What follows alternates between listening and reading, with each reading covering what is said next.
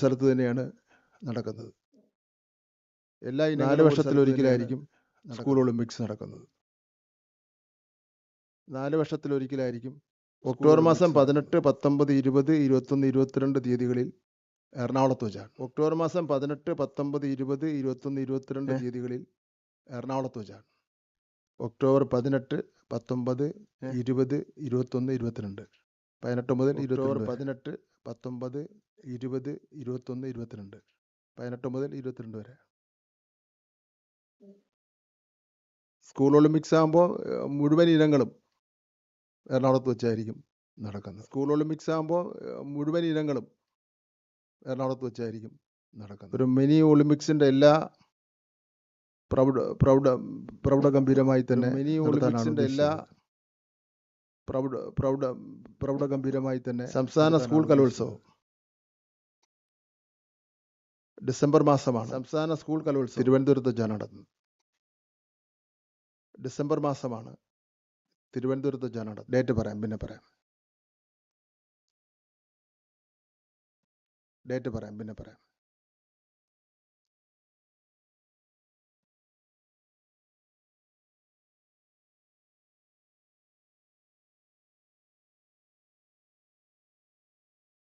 ഇത്തവണത്തെ സംസ്ഥാന സ്കൂൾ കലോത്സവം നടത്തുന്നത് പുതുക്കിയ മാനുവൽ സംസ്ഥാന സ്കൂൾ കലോത്സവം പൊതുവിദ്യാഭ്യാസ വകുപ്പ് ആഗ്രഹിക്കുന്നത്.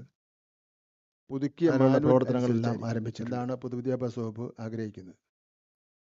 കഴിഞ്ഞ സംസ്ഥാന സ്കൂൾ യുവജനോത്സവത്തിൽ തദ്ദേശീയ ജനതയുടെ ഒരു കലാരൂപം ഉദ്ഘാടന സമ്മേളനത്തിന്റെ ഭാഗമായി അവതരിപ്പിച്ചിരുന്നു. തദ്ദേശീയ ജനതയുടെ ഒരു കലാരൂപം ഉദ്ഘാടന സമ്മേളനത്തിന്റെ ഇത്തവണ ഒരിനം മത്സര ഇനമായി തന്നെ ഉൾപ്പെടുത്തണമെന്ന രീതിയിൽ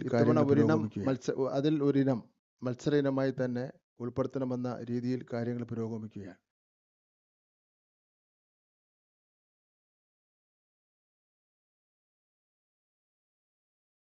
അല്ല, സ്റ്റേറ്റ് അടിസ്ഥാനത്തിൽ നമ്മുടെ എന്ത് പറയാനേ ഗോത്രവർഗ കലകളെ അങ്ങനെ ഗോത്രം ഒന്നും പറഞ്ഞില്ലല്ലോ, തദ്ദേശീയമൊന്നുമല്ലേ പറയാൻ പാടുള്ളൂ. ഗോത്രവർഗ കലകളും അവരാണല്ലോ കഴിഞ്ഞ പ്രാവശ്യം നമുക്ക് കൊല്ലത്ത് അവതരിപ്പിച്ച ഒരു പ്രോഗ്രാം.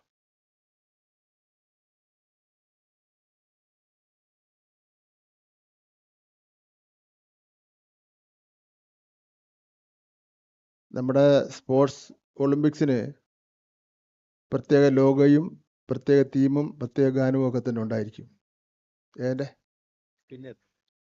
പിന്നെ പറയാം. ഒരു ദിവസം കൂടെ നിങ്ങളെ കാണണ്ടേ, അത് പറയാൻ ഒരവസരം.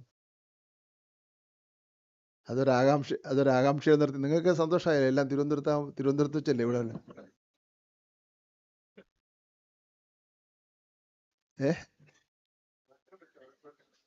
എങ്ങനത്തെ അത് നിങ്ങൾക്ക് വേറെ സ്ഥലത്തായി അവിടെ വന്ന് പിന്നെ ക്യാമ്പ് ചെയ്യാന്നുള്ള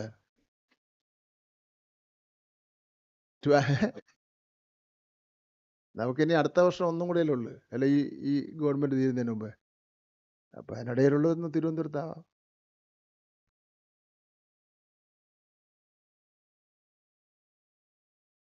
ഡേറ്റ് ഏതാണെന്ന് നിങ്ങളുടെയൊക്കെ ഒരു അന്വേഷണം നടക്കണമല്ലോ. ഏതാണെന്ന് എന്ന് പറഞ്ഞൊരു ഊഹമൊക്കെ വെച്ച് സാധാരണ എഴുതണമല്ലോ. എങ്ങനെ ഒന്ന് എഴുത്, ചിലപ്പോൾ അത് ഫലിച്ചു വരണമെങ്കില്ല.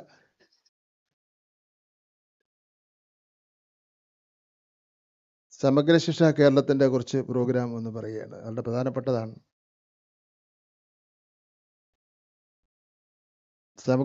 സമഗ്ര ഗുണമേന്മ വിദ്യാഭ്യാസ പദ്ധതി 1 മുതൽ 10 വരെയുള്ള ക്ലാസ്സുകളിൽ ഈ വർഷം സമഗ്ര ഗുണമേന്മ പദ്ധതി നടപ്പിലാക്കും. ഇതിന്റെ ഭാഗമായി ഓരോ ക്ലാസ്സിലും കുട്ടികൾ ഓരോ ഘട്ടത്തിലും ആർജിക്കേണ്ട ശേഷികൾ നേടി എന്ന് ഉറപ്പുവരുത്തുന്നതിനുള്ള പ്രവർത്തനങ്ങൾ ആസൂത്രണം ചെയ്ത് നടപ്പിലാക്കും. ഹെൽപ്പിംഗ് ഹാൻഡ് പഠന പ്രവർത്തനങ്ങളിൽ പ്രയാസം നേരിടുന്ന വിദ്യാർത്ഥികളെ കണ്ടെത്തി പിന്തുണ നൽകുന്നതിന് 5 മുതൽ 12 വരെ ക്ലാസ്സുകളിൽ കുട്ടികൾക്കായി ഹെൽപ്പിംഗ് ഹാൻഡ് എന്ന പേരിൽ ഒരു പഠന പോഷണ പരിപാടി നടപ്പിലാക്കും. ലൈബ്രറി ശാക്തീകരണം. ലൈബ്രറികളെ കൃത്യമായി ഉപയോഗപ്പെടുത്തുന്നതിലൂടെ കുട്ടികളുടെ സ്വതന്ത്ര വായനക്കാരായി കുട്ടികളെ മാറ്റാനാകും. സ്കൂൾ ലൈബ്രറികളും ക്ലാസ് ലൈബ്രറികളും ശാക്തീകരിക്കുന്നതിനുള്ള പ്രവർത്തനങ്ങൾ നടപ്പിലാക്കും. ഡയറ്റുകളെ മികവിൻ്റെ കേന്ദ്രങ്ങളാക്കി മാറ്റുന്നു.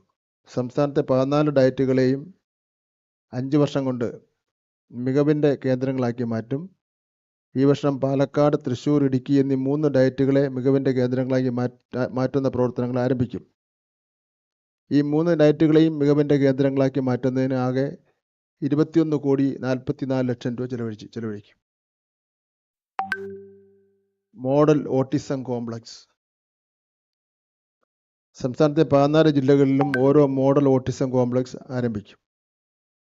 ഓരോ മോഡൽ ഓട്ടിസം കോംപ്ലക്സിനും സജ്ജീകരിക്കുന്നതിന് 2,70,00,000 രൂപ വീതം ആകെ 37,80,00,000 രൂപ വകയിരുത്തിയിട്ടുണ്ട്. Beach to bench. തീരദേശ മേഖലയിൽ നിന്ന് പൊതുവിദ്യാലയങ്ങൾ പഠിക്കുന്ന കുട്ടികളുടെ അക്കാദമിക, സാമൂഹ്യ, കായികപരമായ വികാസം സാധ്യമാക്കുന്നതിന് നടപ്പിലാക്കുന്ന പദ്ധതിയാണ് beach to bench. Inclusive education. ഭിന്നശേഷി കുട്ടികളുടെ വിദ്യാഭ്യാസ പ്രവർത്തനങ്ങൾക്കായി 121,23,00,000 രൂപയുടെ പദ്ധതി പ്രവർത്തനങ്ങൾ നടപ്പിലാക്കും. സഹായ ഉപകരണങ്ങളുടെ വിതരണം, ഗ്രഹാധിഷ്ഠിത വിദ്യാഭ്യാസം, പെൺകുട്ടികൾക്കുള്ള സ്റ്റൈഫൻഡ്, ഓട്ടിസം സെൻ്ററുകളുടെ പ്രവർത്തനം, തെറാപ്പി സേവനങ്ങൾ, ചങ്ങാതിക്കൂട്ടം, കിടപ്പിലായ കുട്ടികൾക്കുള്ള പരിപാടികൾ എന്നിവയാണ് നടപ്പിലാക്കുന്ന പ്രധാന പ്രവർത്തനങ്ങൾ. നമുക്ക് ഇതെല്ലാം ഒന്ന് പത്രങ്ങളിൽ വരണം, പാവപ്പെട്ടവരുടെ കാര്യമാണ്. SCRT ഹയർ സെക്കൻഡറി പാഠ്യപദ്ധതി പരിഷ്കരണം. കേരളത്തിലെ 11, 12 ക്ലാസ്സുകളിലെ പാഠ്യപദ്ധതി പരിഷ്കരണ പ്രവർത്തനങ്ങളുടെ ഭാഗമായി പാഠപുസ്തക പരിഷ്കരണ നടപടികൾ ഈ മാസം തന്നെ ആരംഭിക്കും. നിലവിൽ NCERT തയ്യാറാക്കിയതും കേരള SCERT തയ്യാറാക്കിയതുമായ പാഠപുസ്തകങ്ങളാണ് ഹയർ സെക്കൻഡറി ഉപയോഗിക്കുന്നത്. ഇതിൽ NCERT പാഠപുസ്തകങ്ങൾ 2006 ദേശീയ പാഠ്യപദ്ധതി ചട്ടക്കൂട് പ്രകാരമാണ് തയ്യാറാക്കിയതാണ്. 2006 2013 SCERT തയ്യാറാക്കിയ പാഠപുസ്തകങ്ങൾ നിലവിൽ ഉപയോഗിക്കുന്നുണ്ട്. ആദ്യഘട്ടം SCERT കേരള തയ്യാറാക്കിയ പാഠപുസ്തകങ്ങളുടെ പരിഷ്കരണമാണ് നടക്കുക. അതിലെ ഭാഷാ വിഷയങ്ങൾ Gandhian studies, anthropology, computer science തുടങ്ങിയവയാണ്. ഹയർ സെക്കൻഡറി പാഠ്യപദ്ധതി പരിഷ്കരണങ്ങളുടെ തുടക്കം കുറിച്ച് ഈ മാസം തന്നെ വിപുലമായ ഒരു അക്കാദമിക ശില്പശാല SCERTയുടെ നേതൃത്വത്തിൽ തലസ്ഥാന നഗരിയിൽ നടക്കും. ഹയർ സെക്കൻഡറി അധ്യാപക പരിശീലനം. ഇത്രയധികം പരിശീലനം നടന്ന ഒരു കാലഘട്ടം ഉണ്ടായിട്ടില്ല. വർഷങ്ങൾക്ക് ശേഷമാണ് സംസ്ഥാനത്ത് ഹയർ സെക്കൻഡറി അധ്യാപകരുടെ പരിശീലനം സംഘടിപ്പിക്കുന്നത്. ഒന്നുമല്ല പറയാൻ പാടില്ല. മേജർ വിഷയങ്ങൾക്ക് 4 ദിവസത്തെ പരിശീലനവും ഇതിനകം തന്നെ എല്ലാ വിഷയങ്ങൾക്കും പൂർത്തീകരിച്ചു കഴിഞ്ഞു. മൈനർ വിഷയങ്ങളുടെ പരിശീലനം റെസിഡൻഷ്യൽ രീതിയിൽ ഇന്നു മുതൽ 3 ദിവസം വരെ സംസ്ഥാനത്ത് വിവിധ കേന്ദ്രങ്ങൾ ആരംഭിച്ചു കഴിഞ്ഞു. ഈ പരിശീലനം കൂടി അവസാനിച്ചാൽ ഈ വർഷം 1 മുതൽ 12ാം ക്ലാസ് വരെയുള്ള മുഴുവൻ അധ്യാപകർക്കും പൊതുവിദ്യാഭ്യാസ വകുപ്പിൻ്റെ നേതൃത്വത്തിൽ പരിശീലനം നൽകി കഴിഞ്ഞിരിക്കും. സംസ്ഥാനത്തിൻ്റെ ചരിത്രത്തിൽ തന്നെ ആദ്യമായാണ് ഇത്തരത്തിൽ അക്കാദമിക വർഷാരംഭത്തിൽ തന്നെ പരിശീലനങ്ങൾ പൂർത്തീകരിക്കുവാൻ കഴിയുന്നത്. ക്ലസ്റ്റർ അധ്യാപക പരിശീലനം. 2024-25 അധ്യയന വർഷം 1 മുതൽ 10 വരെയുള്ള ക്ലാസ്സുകളിലെ ക്ലസ്റ്റർ അധ്യാപക പരിശീലനം പൊതുവിദ്യാഭ്യാസ വകുപ്പിൻ്റെ ആഭിമുഖ്യത്തിൽ SCERT, സമഗ്ര ശിക്ഷ കേരളം, ഡയറ്റ് എന്നീ വിദ്യാഭ്യാസ ഏജൻസികളുടെ യോജിച്ചുകൊണ്ട് അവർ സംയോജിപ്പിച്ച് പ്രവർത്തനങ്ങളിലൂടെ 2024 ജൂൺ മാസം 29 സംസ്ഥാനത്ത് സംഘടിപ്പിച്ചു. വിവിധ ക്ലാസ്സുകളിലെ വിവിധ വിഷയങ്ങളുടെ ക്ലസ്റ്റർ മോഡ്യൂൾ തയ്യാറാക്കുന്നതിനായി ഡയറ്റുകളുടെയും സമഗ്ര ശിക്ഷ കേരളം BRCകളുടെയും നേതൃത്വത്തിൽ വിദ്യാലയങ്ങൾ സന്ദർശിച്ച് അധ്യാപകർക്ക് അവധിക്കാല അധ്യാപക പരിശീലനത്തിൽ പരിചയപ്പെടുത്തിയ ക്ലാസ് റൂം പ്രവർത്തനങ്ങൾക്ക് അധിക പിന്തുണ ആവശ്യമായ മേഖലകൾ തിരിച്ചറിഞ്ഞ് ഉൾപ്പെടുത്തിയിരുന്നു. കൂടാതെ 2024 ദേശീയതല സർവേയിൽ NAS ഉൾപ്പെടുന്ന ചോദ്യങ്ങൾ പരിചയപ്പെടുത്തുന്നതിനും ജൂലൈ മാസത്തിൽ ക്ലാസ് റൂം പ്രവർത്തനങ്ങളുടെ ആസൂത്രണ സെഷനും ക്ലസ്റ്റർ അധ്യാപക പരിശീലന മോഡ്യൂളിൽ ഉൾപ്പെടുത്തിയിരുന്നു. 2024-25 അധ്യയന വർഷം 5 ദിവസത്തെ അവധിക്കാല അധ്യാപക പരിശീലനത്തിന് തുടർന്ന് 6 ക്ലസ്റ്റർ അധ്യാപക സംഗമങ്ങളാണ് വിവിധ മേഖലയിൽ അടിസ്ഥാനപ്പെടുത്തി അധ്യാപകരെ ശാക്തീകരിക്കുന്നതിന് പൊതുവിദ്യാഭ്യാസ വകുപ്പ് തീരുമാനിച്ചിട്ടുള്ളത്. ഇതിൻ പ്രകാരം 2024 ജൂലൈ മാസം 20-നാണ് രണ്ടാമത്തെ ക്ലസ്റ്റർ അധ്യാപക യോഗം നിശ്ചയിച്ചിട്ടുള്ളത്. ഏതാനും കുറച്ച് ആൾക്കാർ ഈ ക്ലസ്റ്റർ യോഗത്തിൽ പങ്കെടുക്കാതെ മാറി നിന്നവർ സ്ഥിതിച്ചിട്ടുണ്ട്. ക്ലസ്റ്റർ യോഗം ഇനി ഒരു പ്രാവശ്യം കൂടെ നടത്തും. അതിൽ പങ്കെടുത്താലേ പറ്റുള്ളൂ. അതിലും പങ്കെടുത്തില്ലെങ്കിൽ വീണ്ടും ഒരു പ്രാവശ്യം കൂടെ നടക്കും. അപ്പോൾ ഇനി പങ്കെടുക്കുന്നവരെല്ലാം ചിലവ് അവരവർ തന്നെ വഹിക്കേണ്ടി വരും. ഈ ക്ലസ്റ്റർ യോഗത്തിൽ പങ്കെടുക്കാൻ പിന്നെ എങ്ങനെ കുട്ടികളെ പഠിപ്പിക്കുന്നത്? അവധിക്കാല അധ്യാപക സംഗമം പൊതുവിദ്യാഭ്യാസ വകുപ്പിൻ്റെ ആഭിമുഖ്യത്തിൽ സമഗ്ര ശിക്ഷ കേരള സ്റ്റാർസ് പദ്ധതി മുഖേന 2024-25 വർഷത്തെ അവധിക്കാല അധ്യാപക സംഗമം സംഘടിപ്പിച്ചു. LP, UP, ഹൈസ്കൂൾ വിഭാഗങ്ങളിലായി സംസ്ഥാനത്തെ മുഴുവൻ അധ്യാപകർക്കുമുള്ള പരിശീലനം 2024 മെയ് മാസം 14 മുതൽ മെയ് മാസം 25 വരെ തീയതികൾ 2 ഘട്ടങ്ങളിലായിട്ടാണ് സംഘടിപ്പിച്ചിട്ടുള്ളത്. രക്ഷിതാക്കൾക്കുള്ള പുസ്തകം ഈ മാസം പ്രസിദ്ധീകരിക്കും. സംസ്ഥാനത്തെ പാഠ്യപദ്ധതി പരിഷ്കരണ പ്രവർത്തനങ്ങളുടെ ഭാഗമായി തീരുമാനിച്ചതിൻ്റെ അടിസ്ഥാനത്തിലാണ് രക്ഷിതാക്കൾക്കായുള്ള പുസ്തകം തയ്യാറാക്കാൻ തീരുമാനിച്ചത്. രാജ്യത്ത് തന്നെ ആദ്യമായാണ് ഇത്തരത്തിലൊരു പുസ്തകം രക്ഷിതാക്കൾക്കായി തയ്യാറാക്കുന്നത്. പ്രീ പ്രൈമറി തലം, LP, UP തലം, ഹൈസ്കൂൾ തലം, ഹയർ സെക്കൻഡറി തലം എന്നീ 4 മേഖലകളിലാണ് പുസ്തകം തയ്യാറാക്കുന്നത്. കുട്ടികളുടെ ശാരീരിക മാനസിക വികാസത്തെ സംബന്ധിച്ചും വിദ്യാർത്ഥി അധ്യാപക രക്ഷകർത്ത ബന്ധം വളർത്തുന്നതിനെ സംബന്ധിച്ചും പുസ്തകത്തിൽ വിശദീകരിച്ചിട്ടുണ്ട്. ഇതിൻ്റെ ഭാഗമായി രക്ഷിതാക്കൾക്കായുള്ള പരിശീലന പരിപാടി സമഗ്ര ശിക്ഷ കേരളയുടെ നേതൃത്വത്തിൽ സംഘടിപ്പിക്കും. ഇനി രക്ഷിതാക്കളും പഠിക്കേണ്ടി വരും. അതാണ് നമ്മൾ ഈ പുസ്തകത്തിൽ ഇറക്കുന്നത്.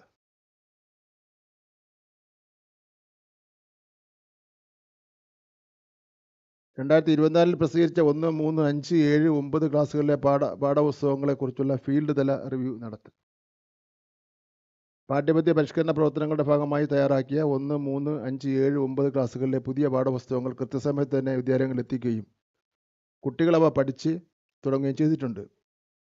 അധ്യാപകർക്കും വിദ്യാർത്ഥികൾക്കുമുള്ള അഭിപ്രായങ്ങൾ ശേഖരിക്കുകയും മെച്ചപ്പെടുത്തുന്നുണ്ടെങ്കിൽ അത് നിർവഹിക്കുകയും ചെയ്യും.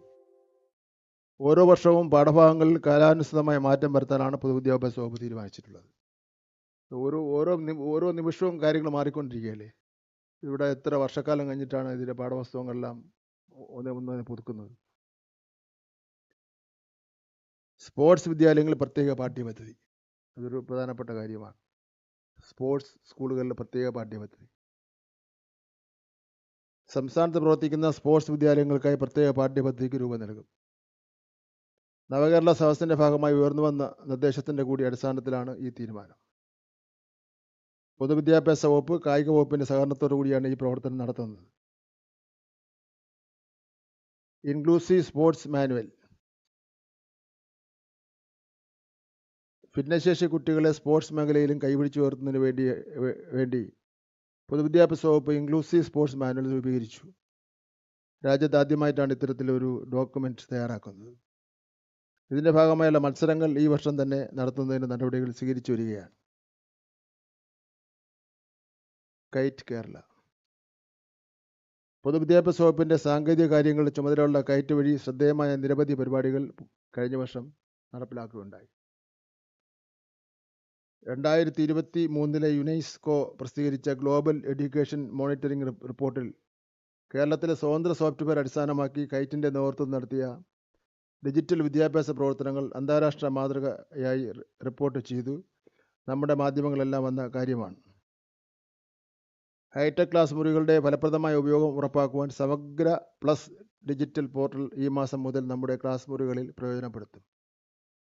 അധ്യാപകർക്ക് വിവിധ പാഠഭാഗങ്ങൾ സാങ്കേതിക വിദ്യയുടെ സഹായത്തോടുകൂടി എളുപ്പത്തിലും കാര്യക്ഷമമായും പഠിപ്പിക്കാൻ കഴിയുന്ന വിഭവങ്ങൾക്ക് പുറമെ കുട്ടികൾക്കായി പ്രത്യേക പഠനമുറിയും സമഗ്ര പ്ലസ് പോർട്ടലിലുണ്ടാവും. 5 വർഷം വാറണ്ടി പൂർത്തിയാക്കിയ ഹൈസ്കൂൾ ഹയർ സെക്കൻഡറി വിഭാഗങ്ങളിലെ ഹൈടെക് സ്കൂൾ പദ്ധതിയിലെ ഉപകരണങ്ങൾക്ക് AMC ഏർപ്പെടുത്തി. അതേ മാതൃകയിൽ ഈ വർഷം പ്രൈമറി, അപ്പർ പ്രൈമറി വിഭാഗത്തിൽ ഹൈടെക് ലാബ് പദ്ധതിയുടെ ഭാഗമായി ലഭ്യമാക്കിയ 54,916 ലാപ്ടോപ്പുകളും 23,030 പ്രോജക്റ്റുകൾക്കും AMC ഏർപ്പെടുത്തും. ഹൈടെക് ക്ലാസ് മുറികളുടെ ഫലപ്രദമായ ഉപയോഗം ഉറപ്പുവരുത്തുന്നതിനോടൊപ്പം 8 മുതൽ 12 വരെയുള്ള ക്ലാസുകൾ അവശേഷിക്കുന്ന ക്ലാസ് മുറികൾ കൂടി ഹൈടെക് ആക്കും. കേടുപാട് വരുന്ന പുതുക്കാനും ഈ വർഷം പ്രത്യേക പദ്ധതികൾ ആവിഷ്കരിക്കും. CSR ഫണ്ട് ഇതിലേക്കായി ലഭ്യമാക്കും. ഇന്ത്യയിലെ കുട്ടികളുടെ ഏറ്റവും വലിയ IT ശൃംഖലയായ ലിറ്റിൽ കൈറ്റ്സ് IT ക്ലബ്ബുകളിൽ ഈ വർഷം മാത്രം ഇതുവരെ പുതുതായി 8ാം ക്ലാസ്സിലെ 66,609 കുട്ടികൾ അംഗങ്ങളായി. യൂറോപ്യൻ രാജ്യമായ ഫിൻലാൻഡ് ഉൾപ്പെടെയുള്ള രാജ്യങ്ങൾ ഈ മാതൃക നടപ്പിലാക്കുവാൻ താൽപ്പര്യം പ്രകടിപ്പിച്ചിട്ടുണ്ട്. ഈ കുട്ടികളെ ഉപയോഗിച്ച് 8 മുതൽ 12 വരെ 12 ലക്ഷം കുട്ടികൾക്ക് റോബോട്ടിക് പരിശീലനം നൽകുവാൻ സർക്കാർ തീരുമാനിച്ചിട്ടുണ്ട്. ഇതിനായി മുൻവർഷം നൽകിയ 9,000 റോബോട്ടിക് കിറ്റുകൾക്ക് പുറമെ ഈ വർഷം 20,000 റോബോട്ടിക് കിറ്റുകൾ കൂടി CSR ഫണ്ട് ഉൾപ്പെടെ പ്രയോജനപ്പെടുത്തി നമ്മുടെ സ്കൂളുകളിൽ പുതുതായി അടുത്ത മാസം മുതൽ കുട്ടികൾക്ക് നൽകും. ഇതോടെ 29,000 റോബോട്ടിക് കിറ്റുകളാണ് നമ്മുടെ സ്കൂളുകളിൽ ലഭ്യമാകുക. മികച്ച ലിറ്റിൽ കൈറ്റ്സ് യൂണിറ്റുകൾക്കുള്ള സംസ്ഥാനതല അവാർഡ് വിതരണം, ലിറ്റിൽ കൈറ്റ്സ് പദ്ധതിയെക്കുറിച്ച് UNICEF നടത്തിയ പഠന റിപ്പോർട്ടിൻ്റെ പ്രകാശനവും ജൂലൈ മാസം 6 ശനിയാഴ്ച വൈകുന്നേരം 3 മണിക്ക് കേരള നിയമസഭാ മന്ദിരത്തിലെ R. ശങ്കരനാരായണൻ തമ്പി ഹാളിൽ വെച്ച് ബഹുമാനപ്പെട്ട മുഖ്യമന്ത്രി ഉദ്ഘാടനം ചെയ്യും. ചടങ്ങിലേക്ക് നിങ്ങളെല്ലാവരെയും സ്നേഹത്തോടുകൂടി സ്വാഗതം ചെയ്യുകയാണ്. അധ്യാപകർക്ക് AI പരിശീലനം. രാജ്യത്ത് ആദ്യമായിട്ടാണ് ആർട്ടിഫിഷ്യൽ ഇൻ്റലിജൻസിൽ ഒരു സംസ്ഥാനത്തെ മുഴുവൻ അധ്യാപകർക്കും പരിശീലനം നടത്തുന്നത്. ആദ്യ സംസ്ഥാനമായി കേരളം മാറുകയാണ്. മെയ് മാസത്തിൽ മാത്രം 20,469 അധ്യാപകർ AI പരിശീലനം നേടി. അധ്യാപകരെല്ലാം വലിയ താല്പര്യം കാണിക്കുന്നുണ്ട്. 2025 കേരളത്തിലെ മുഴുവൻ അധ്യാപകർക്കും AI പരിശീലനം നൽകാൻ കഴിയുമെന്നാണ് പ്രതീക്ഷിക്കുന്നത്. പ്രൈമറി, അപ്പർ പ്രൈമറി വിഭാഗങ്ങളിലെ മാറിയ ICT പുസ്തകങ്ങളിൽ മുഴുവൻ അധ്യാപകർക്കുള്ള IT പരിശീലനവും ഈ മാസം മുതൽ ആരംഭിക്കും. സ്കോൾ കേരളയുടെ ആഭിമുഖ്യത്തിൽ ആജീവനാനന്ദ വിദ്യാഭ്യാസ മേഖലയിലെ ദേശീയ ഏജൻസികൾ ഉൾപ്പെടെ പങ്കെടുപ്പിച്ചുകൊണ്ടുള്ള ഒരു നാഷണൽ കോൺക്ലേവ് തിരുവനന്തപുരത്ത് സംഘടിപ്പിക്കും. ഒക്ടോബർ മാസത്തിൽ ഇത് സംഘടിപ്പിക്കാനാണ് ആലോചിക്കുന്നത്.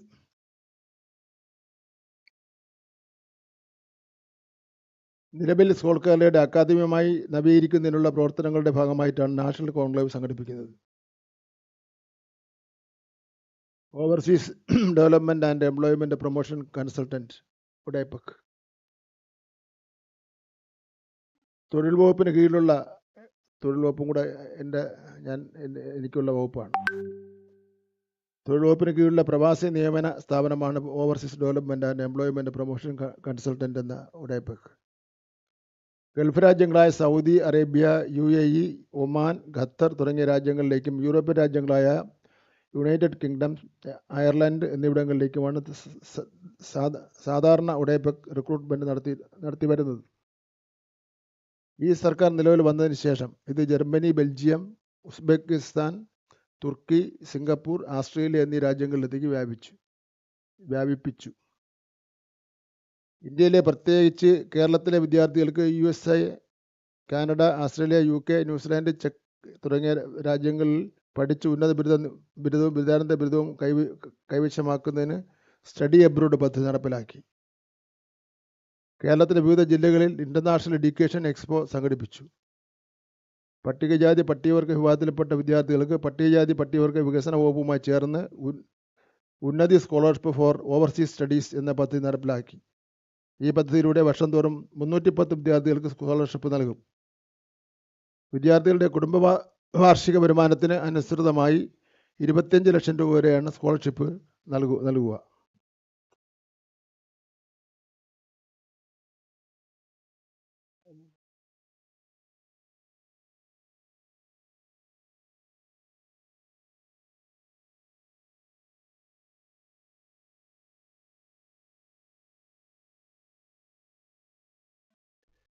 ഈ വയനാട് ജില്ലയിൽ ഇന്നിപ്പോൾ ക്യാബിനറ്റ് തീരുമാനിച്ചതാണ്.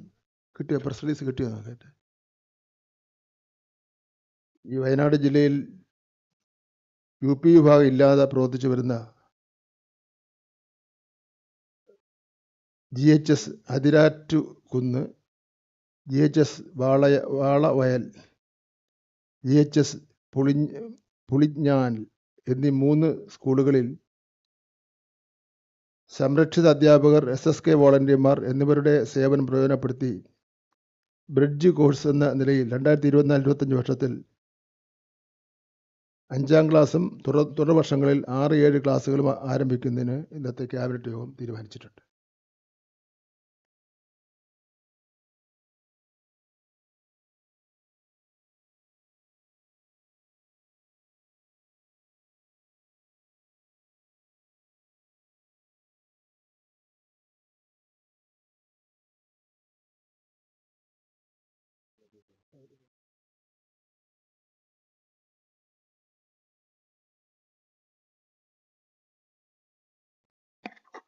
ഇതോടൊപ്പം തന്നെ നമ്മുടെ പൊതുവിദ്യാഭ്യാസ വകുപ്പിലെ LP വിഭാഗത്തിൽ പഠിക്കുന്ന കുട്ടികൾക്കായിട്ട് പുതിയൊരു പ്രോഗ്രാം കൂടി വിദ്യാഭ്യാസ വകുപ്പ് നടപ്പാക്കാൻ വേണ്ടി തീരുമാനിച്ചിരിക്കുകയാണ്.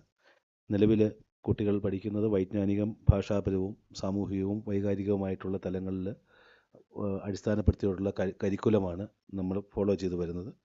കുട്ടികൾക്ക് ജീവിതശൈലി രോഗങ്ങൾക്കെതിരായിട്ടുള്ളൊരു ബോധവൽക്കരണം എന്ന നിലയിലും ആരോഗ്യപരമായും കായികപരമായിട്ടുമുള്ള അവരുടെ ശേഷികളെ കണ്ടെത്തുന്നതിനും അത് താല്പര്യമുണ്ടാക്കുന്നതിനുമൊക്കെയായിട്ട് പുതിയ ഒരു ഹെൽത്തി കിഡ്സ് എന്ന പദ്ധതി SCERT വികസിപ്പിച്ചെടുത്തതാണ്. സംസ്ഥാന കരിക്കുലം കമ്മിറ്റി അംഗീകരിച്ചു. അതിൻ്റെ 2 പുസ്തകങ്ങൾ 1-2 ക്ലാസ്സുകളിലേക്ക് ഒരു ടെക്സ്റ്റും 3-4 ക്ലാസ്സുകളിലേക്ക് മറ്റൊരു ടെക്സ്റ്റുമായിട്ട് 1 മുതൽ 4 വരെയുള്ള കുട്ടികൾക്ക് സമഗ്രമായിട്ട് ആരോഗ്യ കായിക രംഗത്ത് അവർക്ക് ആവശ്യം വേണ്ട പരിശീലനം കൊടുക്കുന്നതിനായിട്ടുള്ള ഒരു പദ്ധതിയായിട്ടാണ് ഹെൽത്തി കിഡ്സ് പദ്ധതി. പ്രൈമറി ക്ലാസ്സുകളിലെ കുട്ടികളുടെ സമഗ്ര ആരോഗ്യ കായിക വിദ്യാഭ്യാസ പദ്ധതി എന്ന നിലയിലാണ് വിദ്യാഭ്യാസ വകുപ്പ് ഇത് ഏറ്റെടുക്കുന്നത്. ആഴ്ചയിൽ ടൈം ടേബിൾ പ്രകാരം LP വിഭാഗത്തിൽ 3 പീരീഡാണ് കുട്ടികൾക്കുള്ളത്. അപ്പോൾ നിലവിലുള്ള അധ്യാപകരെ തന്നെ നമുക്ക് സംസ്ഥാന വിദ്യാഭ്യാസ വകുപ്പിലുള്ള 2500ഓളം കായിക അധ്യാപകരെ ഉപയോഗിച്ച് LP സ്കൂളുകളിലെ എല്ലാ അധ്യാപികമാരെയും അടിസ്ഥാനപരമായിട്ടുള്ള ട്രെയിനിങ് അവർക്ക് കൊടുക്കുന്നതിനും അതിനുശേഷം അവരെ ഉപയോഗിച്ച് കുട്ടികൾക്ക് ആഴ്ചയിലുള്ള 3 പീരീഡുകൾ ഈ പറയുന്ന കരിക്കുലത്തിൻ്റെ ഭാഗമായിട്ട് ഉള്ള വിവിധ ആക്ടിവിറ്റീസിലൂടെ കുട്ടികളെ പഠിപ്പിച്ചെടുക്കുക എന്നുള്ളതാണ് ഹെൽത്തി കിഡ്സ് എന്നുള്ളൊരു പരിപാടി. ആദ്യത്തെ 2 മാസം കൊണ്ടാണ് അധ്യാപകർക്ക് പ്രാഥമിക പരിശീലനം കൊടുക്കുന്നത്. പിന്നീട് ആവശ്യത്തിനനുസരിച്ച് തുടർ പരിശീലനം നൽകുന്നതായിരിക്കും. അതുപോലെ തന്നെ ഉപജില്ലാ തലത്തിൽ തിരഞ്ഞെടുക്കപ്പെട്ടുള്ള ഒരു കായിക അധ്യാപകൻ ഈ പദ്ധതിയുടെ മേൽനോട്ടം ഉണ്ടായിരിക്കും. ഉപജില്ലാ വിദ്യാഭ്യാസ ഓഫീസറുടെ ഒരു കമ്മിറ്റി ഇത് പരിശോധിക്കുന്നതാണ്. ജില്ലാ തലത്തിൽ ഡെപ്യൂട്ടി ഡയറക്ടറുടെ നേതൃത്വത്തിൽ തിരഞ്ഞെടുത്ത വിദഗ്ധന്മാരുടെയും കായിക അധ്യാപകരുടെയും അടങ്ങുന്ന ഒരു കമ്മിറ്റിയും സംസ്ഥാന തലത്തിൽ പൊതുവിദ്യാഭ്യാസ ഡയറക്ടറുടെ കീഴിൽ ഉള്ള കമ്മിറ്റിയും ഇതിൻ്റെ മേൽനോട്ടം വഹിക്കുന്നതാണ്. SCERT ആണ് ഈ പുസ്തകം തയ്യാറാക്കിയത്. ഇന്ന് ബഹുമാനപ്പെട്ട SCERT ഡയറക്ടർ ഈ പുസ്തകം ബഹുമാനപ്പെട്ട മന്ത്രിക്ക് കൈമാറി ഈ പരിപാടി ഔപചാരികമായിട്ട് നടപ്പാക്കാൻ വേണ്ടിയുള്ള തീരുമാനം എന്നിവിടെ എടുക്കുക.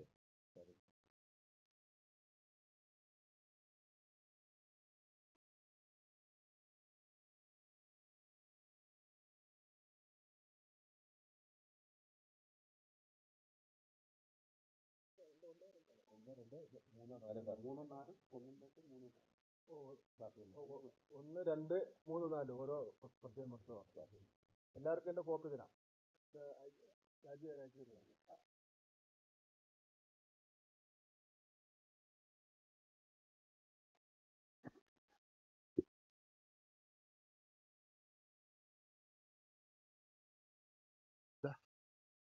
ഒരുമിച്ചാണ് എല്ലാവരും നമ്മൾ ഒളിമ്പിക്സ് മോഡൽ 4 വർഷത്തേക്ക് നടത്താൻ പറ്റുള്ളൂ. എല്ലാ വർഷവും കായികമേളയുണ്ട്. എല്ലാ വർഷവും കായികമേളയുണ്ട്. 4 കൊല്ലം കൂടുമ്പോൾ ഒളിമ്പിക്സ് ആക്കി നടത്തും.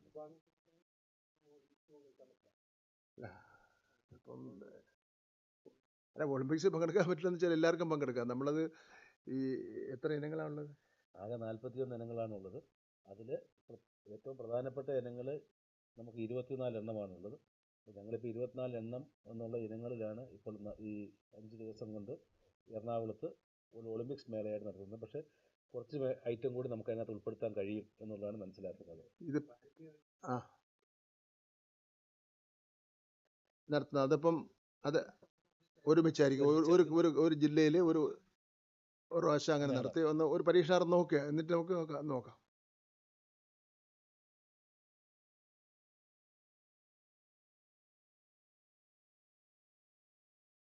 രണ്ട് ചാൻസ് കിട്ടും. കിട്ടും ചാൻസ് കിട്ടും. 1 മുതൽ 10 വരെ വരുമ്പോൾ എങ്ങനെയായാലും ഒരു കുട്ടിക്ക് 2 ചാൻസ് കിട്ടും. ഇത് നമ്മുടെ ഇപ്പോൾ പിന്നെ ഫുട്ബോൾ കൊല്ലത്ത് വെച്ച് നടത്തിക്കൊണ്ടിരുന്ന ഫുട്ബോൾ നമ്മളിപ്പോൾ പ്രാവശ്യം എറണാകുളത്ത് വെച്ച് നടത്തുന്നു. കുട്ടിക്ക് ചാൻസ് പോകുന്നില്ല. അപ്പോൾ ഇവിടെ ഇവരെല്ലാവരും കൂടെ ഒരുമിച്ച് ചേരുമ്പോൾ അവർക്ക് കായിക താരങ്ങൾക്ക് തന്നെ ഒരു ശക്തിയും ആവേശവും ഒക്കെ തന്നെ തോന്നുമല്ലോ, ഇവരെല്ലാവരും കൂടെ ഒരുമിച്ച് ആവുമ്പോൾ. അതിൻ്റെ ഫ്ലാഗ് മാർച്ചും എല്ലാം ഗംഭീരമായിട്ട് നടത്തുമ്പോൾ ആവുമല്ലോ.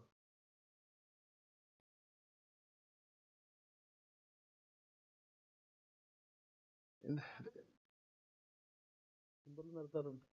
ഇപ്പം എല്ലാം നമ്മൾ ഡിസംബറിൽ നടത്താം. നമുക്കറിയാലോ, വിദ്യാഭ്യാസം ഇപ്പം എല്ലാം കുറച്ച് നേരത്തെയാണ് പോകുന്നത്. വേറെ പ്രത്യേകിച്ച് ഒരു ദുഷ്ടലാക്കൊന്നുമില്ല അതിൽ.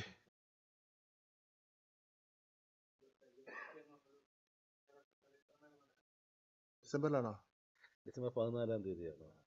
നമുക്ക് ആ ഡേറ്റ് ഒഴിവാക്കാം. നമ്മുടെ ഈ ഇതിൽ ചോദിക്കുമല്ലോ, ചോദ്യം ചോദിച്ച ഡേറ്റിലെത്തിക്കും. ഉണ്ട്. ഓ,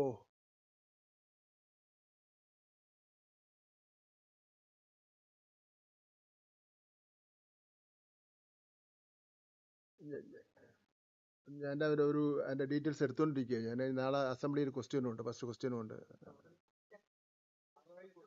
അതെ,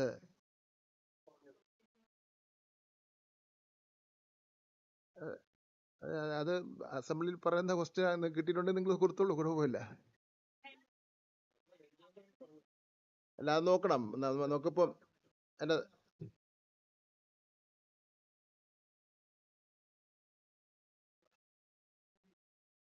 1-ാം ക്ലാസ്സിലെത്തിക്കും അല്ലേ? 1-ാം ക്ലാസ് അത് നമ്മളെല്ലാവരും കൂടെ ഒന്ന് ആലോചിക്കേണ്ടതാണ്. കാരണം നമ്മുടെ എല്ലാ വീടുകളിൽ ഉള്ള കുട്ടികളാണല്ലോ ചേരാൻ പോകുന്നത്. എന്തുകൊണ്ട് അൺഎയ്ഡഡിൽ കുറച്ച് കൂടുതൽ വരുന്നു എന്നുള്ള ഒരു പൊതുസമൂഹം ഒന്ന് ആലോചിക്കേണ്ട വിഷയമാണ്. അത് ഏതെങ്കിലും ഒരു വകുപ്പിൻ്റെ അല്ലെങ്കിൽ ഗവൺമെൻറ്റിൻ്റെ ഒരു വിജയപരാജയങ്ങളായിട്ട് കൂട്ടാൻ വേണ്ടി പറ്റില്ല.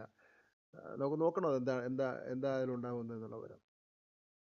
അതേസമയത്ത് നമ്മൾ ഈ കോവിഡിൻ്റെ ആ അവസാന ഘട്ടത്തിലൊക്കെ എന്ന് പറയുമ്പോൾ 1-ാം ക്ലാസ്സിൽ ഏറ്റവും കൂടുതൽ കുട്ടികൾ ഗവൺമെൻറ്റും എയ്ഡഡ് മേഖലയിലായിരുന്നു. അത് മെല്ലെ വിഡ്രോ ചെയ്ത് അവരെല്ലാം തിരിച്ചു പോയപ്പോഴെല്ലാം അതിലല്ലാതെ കാരണം എന്ന് പറഞ്ഞാൽ ഇത് ഈ കേരള സംസ്ഥാനത്ത് തന്നെ താമസക്കാരായിട്ടുള്ളവർ പലരും ഇന്ത്യക്ക് പുറത്തുമൊക്കെ താമസിച്ചവരെല്ലാം എല്ലാവരും ഇവിടെ വന്നപ്പോൾ കുട്ടികളോട് ചേർക്കുക, അതിൻ്റെ നമ്പർ കൂടുകയൊക്കെ ചെയ്തു. പിന്നെ ഇപ്പോൾ കുട്ടികളുടെ എണ്ണം എല്ലാ വീടുകളിലും കുറവാണ്. 1-2 കുട്ടികളൊക്കെ ഉള്ളൂ ഒരു വീട്ടിൽ. ടോട്ടല് നോക്കണം നമുക്കത്, അല്ലേ?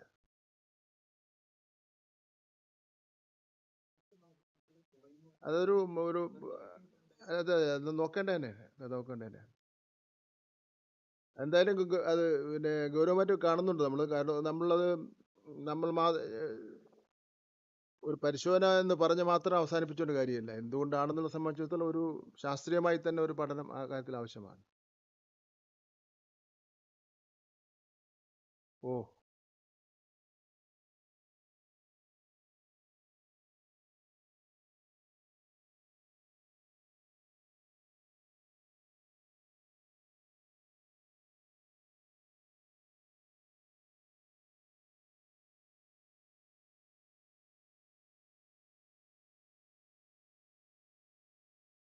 ഞാനൊരു വളരെ ഒരു സംശയവും തോന്നാത്ത രൂപത്തിലുള്ള മറുപടി എൻ്റെ ഭാഗത്ത് വന്നിട്ടുണ്ട്.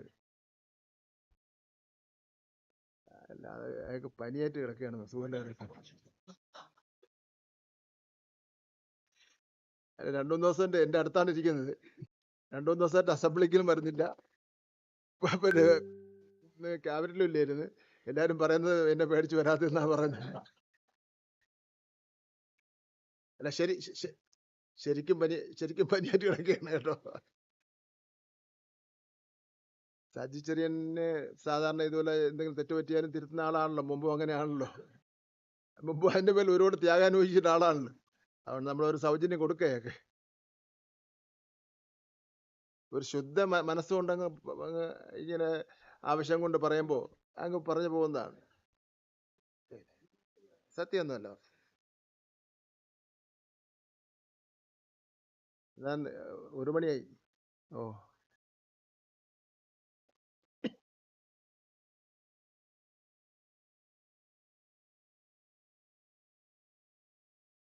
അത് വലിയ പ്രശ്നമാണ്.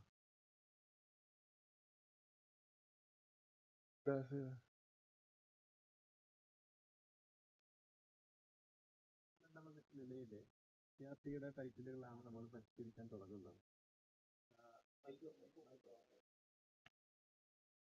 ദേശീയ തലത്തിലുള്ള NCERT-യുടെ പുതിയ പുസ്തകങ്ങൾ വരാൻ പോകുന്നേ ഉള്ളൂ. ഇനിയിപ്പോൾ അടുത്ത വർഷത്തോടു കൂടി അവരത് പ്രസിദ്ധീകരിക്കുന്നതാണ് തോന്നുന്നത്. അപ്പം നിലവിലുള്ള തുടക്കം എന്നുള്ള രീതിയിൽ SCERT-യുടെ ടൈറ്റിലുകൾ പരിഷ്കരിക്കുകയും തുടർന്ന് അങ്ങോട്ട് ബാക്കിയുള്ള കാര്യങ്ങൾ പിന്നെ നമ്മുടെ കരിക്കുലം കമ്മിറ്റിയൊക്കെ ചർച്ച ചെയ്ത് അതിൻ്റെ അടിസ്ഥാനത്തിൽ മുന്നോട്ട് പോകാനാണ് ഇപ്പോൾ തീരുമാനിച്ചിട്ടുള്ളത്.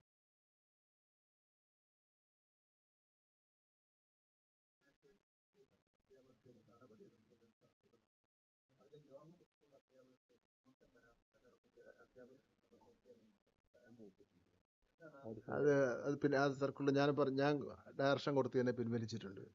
അതൊരു ഒരു തയ്യാറാക്കിയ ഉദ്യോഗസ്ഥനെ പറ്റിയ ഒരു മിസ്റ്റേക്കാണ്. അധ്യാപക സംഘടനയുടെ ഒരു യാത്രാ സമ്മേളനം ഉണ്ടായിരുന്നില്ല തിരുവനന്തപുരത്ത് വെച്ച്. ആ യോഗത്തിൽ ഞാൻ പങ്കെടുത്തിരുന്നു. അവരെൻ്റെ ശ്രദ്ധപ്പെടുത്തിയിരുന്നു. അപ്പോൾ തന്നെ അത് പിൻവലിച്ചിട്ട് വേറെ ഇറക്കാൻ വേണ്ടി പറഞ്ഞു. അത് ഇറക്കുകയും ചെയ്തു.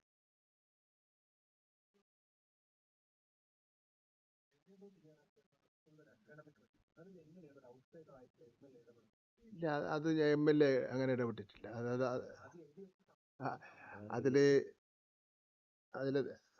അത് സർക്കുലർ ഇത്രയും വലിയൊരു സർക്കുലർ ഇറക്കേണ്ട ഒരു കാര്യമില്ലെന്ന്. ഒരു 5-10 പേജ് സർക്കുലർ ഇറക്കേണ്ട കാര്യം എന്തെന്ന് അത് ഞാൻ അപ്പോൾ തന്നെ ഉദ്യോഗസ്ഥന്മാരോട് പറഞ്ഞു. ഇതിപ്പോൾ നമ്മുടെ പ്രശ്നം എന്ന് വെച്ചാൽ നമുക്ക് ഈ പൊതുവിദ്യാഭ്യാസം ശക്തിപ്പെടുത്തുന്നതിന് വേണ്ടി MLA-യുടെ സഹായം ആവശ്യമാണ്, MP-യുടെ സഹായം ആവശ്യമാണ്, പഞ്ചായത്ത് പ്രസിഡന്റ് സഹായം ആവശ്യമാണ്. എന്തിനധികം പറയുന്നു, വാർഡ് മെമ്പർ സഹായം പോലും ആവശ്യമാണ്. നമ്മൾ ഓരോ സ്ഥലത്തും പരിശോധിച്ച് നോക്കിയാൽ ഇവരുടെ എല്ലാം പ്രത്യക്ഷമായും പരോക്ഷമായിട്ടുള്ള എല്ലാ സഹായങ്ങളും ഉണ്ടാവാറുണ്ട്. അപ്പോൾ അത് പിന്നെ അതല്ലാതെ നമ്മുടെ ഇപ്പം നമുക്ക് ഈ കാലഘട്ടത്തിലാണെങ്കിൽ കെട്ടിട നിർമ്മാണത്തിനൊന്നും അവർക്ക് വലിയ പ്രശ്നമില്ല. സ്കൂളുകൾക്ക് നമ്മൾ നിർമ്മിച്ചു കൊടുക്കുകയാണ്. ഏതാണ്ട് 7,000 കോടിയോളം രൂപ അതിനുവേണ്ടി തന്നെ ചിലവഴിച്ചുകൊണ്ടിരിക്കുകയാണ്. ഈ PT എന്ന് പറഞ്ഞാൽ പല രൂപത്തിലുള്ള PT ഉണ്ട്. പാരന്റ് ടീച്ചേഴ്സ് അസോസിയേഷൻ്റെ പ്രവർത്തനങ്ങളെ സംബന്ധിച്ചിടത്തോളം ഒരു വ്യക്തമായ രൂപരേഖ ഒന്നുകൂടെ ആവർത്തിച്ചിറക്കാൻ വേണ്ടി DGക്ക് നിർദ്ദേശം കൊടുത്തിരിക്കുകയാണ്. ചില സ്ഥലങ്ങളിൽ വളരെ നന്നായി തന്നെ പ്രവർത്തിക്കുന്ന PT ഉണ്ട്. ചില സ്ഥലങ്ങളിൽ എൻ്റെ മകൻ പിന്നെ എൻ്റെ മകനോ മകളോ SME സ്കൂളിൽ പഠിച്ചാലേ എനിക്ക് അവിടുത്തെ PTA പ്രസിഡന്റ് ആകാൻ പറ്റുള്ളൂ. മകനും മകളൊന്നും ഉണ്ടാവില്ല, ഏതെങ്കിലും ഒരു ബന്ധുവായിരിക്കും അവിടെ പഠിക്കുന്നത്. അങ്ങനെ വീണ്ടും അയാൾ PTA പ്രസിഡന്റായിട്ട് ഇങ്ങനെ വർഷങ്ങളായി തുടർന്ന് പോവുകയാണ്. അവരെല്ലാം ഒഴിവാക്കേണ്ടതായിട്ടുണ്ട്. ചില സ്ഥലങ്ങളിൽ PTA പ്രസിഡന്റ് അവിടുത്തെ HM-നെയും അതുപോലെ തന്നെ പ്രിൻസിപ്പാളിനെയും കാര്യങ്ങൾ ചെയ്യാൻ പറ്റി പറഞ്ഞു. നേരത്തെ പറഞ്ഞ പോലെ ഭരണം എവര് കയറി അങ്ങ് ഭരിക്കുകയും രാവിലെ വന്ന് അവരെല്ലാം ക്ലാസ്സുകളിലൊക്കെ പോയി ഒരു വിസിറ്റൊക്കെ നടത്തി ഒരു കറക്കമൊക്കെ നടത്തി പിന്നെ വരികയാണ്. അപ്പോൾ അതൊന്നും പറ്റില്ല. ഈ PTA പ്രസിഡന്റും അതിൻ്റെ ഭാരവാഹികളെല്ലാം ക്ലാസ് ടൈമിലൊന്നും അവിടെ ഒന്ന് ഡിസ്റ്റർബ് ചെയ്യേണ്ട കാര്യമൊന്നുമില്ല. അവർ ആ ക്ലാസ്സിന് മുമ്പോ ക്ലാസ് തുടങ്ങുന്നതിന് മുമ്പോ ക്ലാസ്സിന് ശേഷമോ അല്ലെങ്കിൽ കമ്മിറ്റി കൂടുന്ന അവസരത്തിൽ വന്നാൽ മതി. എല്ലാ ദിവസവും ആഫീസിൽ വരണ പോലെ അവിടെ വരേണ്ട ആവശ്യമൊന്നുമില്ല. അപ്പോൾ അതെല്ലാം കൂടെ വെച്ചുകൊണ്ട് ഒരു സർക്കുലർ കൊടുക്കാൻ വേണ്ടി ഞാൻ പിന്നെ പറഞ്ഞിരിക്കുകയാണ്. എന്ന് വിചാരിച്ചിട്ട് അവർ ചെയ്യുന്ന സേവനങ്ങൾ നമുക്ക് പിന്നെ മറ്റൊരു കാര്യം കൂടെ ഉണ്ട്. ഈ PTA-ക്കാർ ഒരുപാട് കാര്യങ്ങൾ ചെയ്യുന്നുണ്ട്. അത് ഫണ്ട് സ്വരൂപിച്ചാണല്ലോ ചെയ്യുന്നത്. ഫണ്ട് സ്വരൂപിച്ചാണ് ചെയ്യുന്നതെന്നുള്ളത് കൊണ്ട് സാധാരണക്കാരായ കുട്ടികളിൽ നിന്ന് വലിയ ഫണ്ടൊന്നും വാങ്ങാൻ പാടില്ല. ഒരു പരമാവധി ഒരു പിന്നെ ഒരു തുക നിശ്ചയിച്ചിട്ടുണ്ട്. നമുക്ക് PTA എന്നുള്ളതിൽ 100 രൂപ 50 രൂപയും 10 രൂപയും SC കുട്ടികളിൽ നിന്ന് ഫണ്ട് വാങ്ങാൻ പാടില്ല എന്ന് നിശ്ചയിച്ചിട്ടുണ്ട്.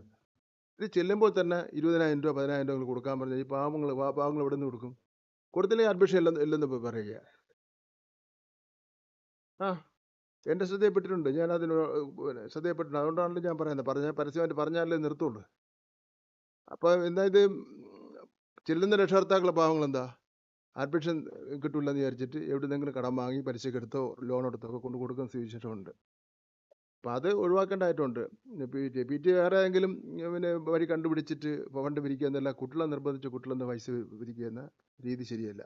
അപ്പോൾ PTയുടെ 2 ഭാഗമുണ്ട് ഇത്. പിന്നെ അത് ഒരു പ്രത്യേക സർക്കിൾ നമ്മൾ ഇറക്കുന്നുണ്ട്. നമുക്കെന്നാ എല്ലാവർക്കും ഓ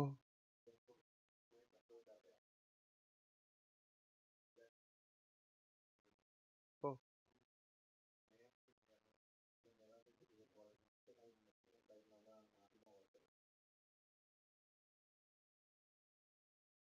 അല്ല, മാധ്യമങ്ങളിൽ ഞങ്ങളുടെ പാർട്ടിയുടെ സംസ്ഥാന കമ്മിറ്റി കഴിഞ്ഞതിന് ശേഷം ഞങ്ങളുടെ സംഘടനാ രീതി അനുസരിച്ച് കേരളത്തിലെ എല്ലാ ജില്ലാ കമ്മിറ്റികളും ചേർന്നുകൊണ്ടിരിക്കുകയാണ്. ആ ജില്ലാ കമ്മിറ്റി യോഗങ്ങളിൽ സംസ്ഥാന കമ്മിറ്റി അംഗീകരിച്ച പ്രമേയത്തിൻ്റെ അടിസ്ഥാനത്തിലുള്ള ചർച്ചകൾ നടന്നുകൊണ്ടിരിക്കുകയാണ്.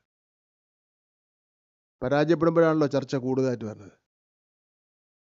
ആ ചർച്ചയെ തുടർന്ന് പല മാധ്യമങ്ങളിലും ശരിയും തെറ്റുമായിട്ടുള്ള ഒരുപാട് വാർത്തകൾ വന്നിട്ടുണ്ട്. ഞങ്ങൾ അതിനൊന്നും ഒരു മറുപടിയും പറയാൻ വേണ്ടി പോയിട്ടില്ല.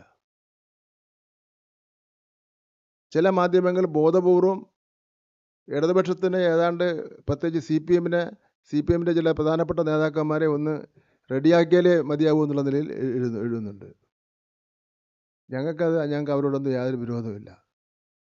പിന്നെ ട്രിവാൻഡ്രം ജില്ലാ കമ്മിറ്റി നടന്ന ചർച്ചകളെ സംബന്ധിച്ചിടത്തോളം ഞാൻ പറയാൻ തയ്യാറല്ല. അത് പറയേണ്ട കാര്യമില്ല. അത് നിങ്ങൾക്ക് ഇഷ്ടം പോലെ ഊഹിച്ച് എഴുതുന്നതിൽ ഒരു തെറ്റുമില്ല. പക്ഷേ അതിൽ വന്നിട്ടുള്ള വാർത്തകൾ അത് പൂർണ്ണമായി അത് ശരിയല്ല എന്നുള്ളത് തന്നെയാണ് പറയാൻ വേണ്ടി ഉള്ളത്.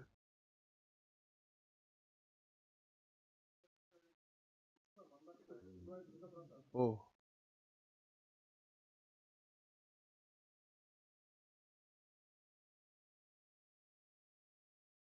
എവിടെ നമ്മുടെ കോവളത്തിൻ്റെ കാര്യമാണോ പറഞ്ഞത്?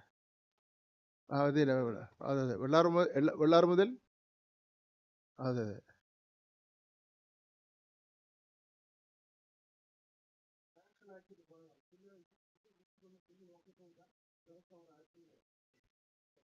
അവിടെ പുതിയൊരു പാലത്തിൻ്റെ എല്ലാ ഏർപ്പാടായിട്ടുണ്ട്. എത്ര ക്ലിയർ.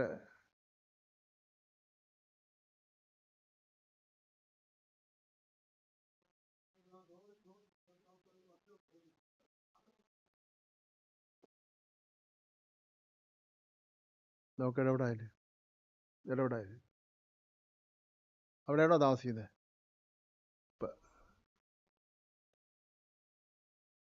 9 കുറച്ച് അതിശോക്തിയായിപ്പോയി അല്ലേ? അവിടെയുണ്ട് മരണം. നമ്മുടെ പിന്നെ കരമന മുതൽ കളിയിക്കാവുള്ള റോഡിൽ നമ്മുടെ കരയ്ക്കാമണ്ടോ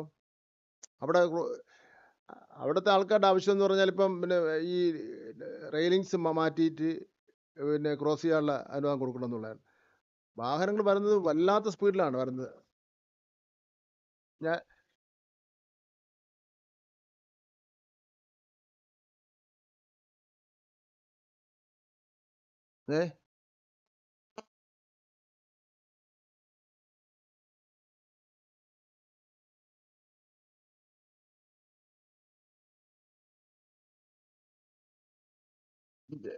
ഞാൻ ഒരാഴ്ചക്കകം പിന്നെ വിഴിഞ്ഞം, കോവളം, പാച്ചല്ലൂർ റോഡിൻ്റെ ഈ പ്രശ്നത്തിൻ്റെ ഒരു യോഗം വിളിച്ച് ചേർക്കാം.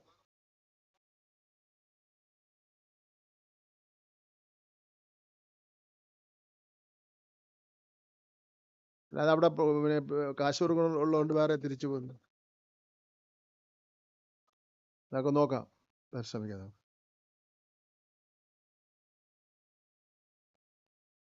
പ്രശ്നമൊക്കെ തീരും. പിന്നില്ല, എല്ലാ വർഷവും തീരുന്നതാണല്ലോ.